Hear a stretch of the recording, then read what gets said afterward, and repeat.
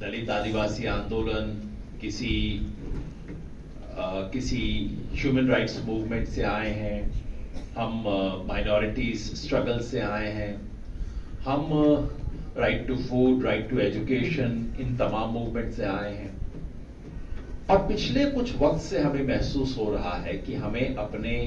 जो fundamental social transformation के जो स्ट्रगल्स थे उन्हें छोड़ के हमें एक इमीडिएट स्ट्रगल में जाना पड़ रहा है, जो है इस देश में डेमोक्रेसी बचाने का स्ट्रगल, इस देश में सेकुलरिज्म का जो मिनिमम फ्रेमवर्क है किसी तरह से उसे बचाने का स्ट्रगल। अगर क्लासिकल संस्कृत की लैंग्वेज में कहें तो धर्म को छोड़ के आपात धर्म में जाना पड़ रहा है,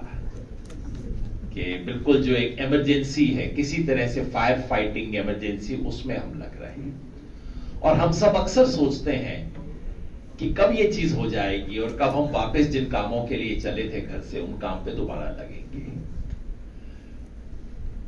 I just want to propose that right now we are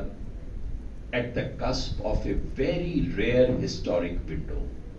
तारीख में कभी कभार ऐसे मौके आते हैं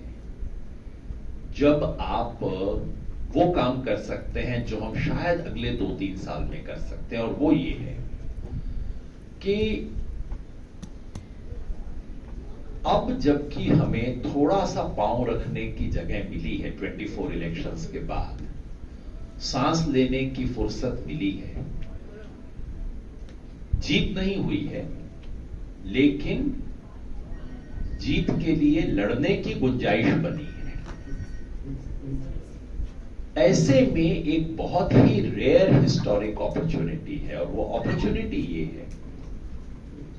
कि डेमोक्रेसी, सेकुलरिज्म और कॉन्स्टिट्यूशन को बचाने का स्ट्रगल जो है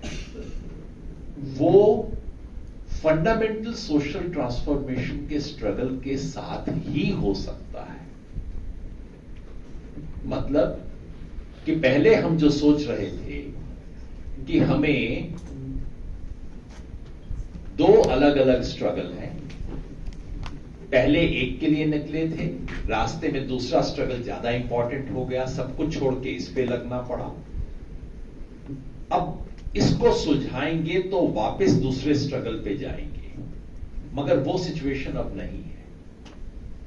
I want to propose that the battle to save democracy, constitution and secularism in today's context can only be won by waging the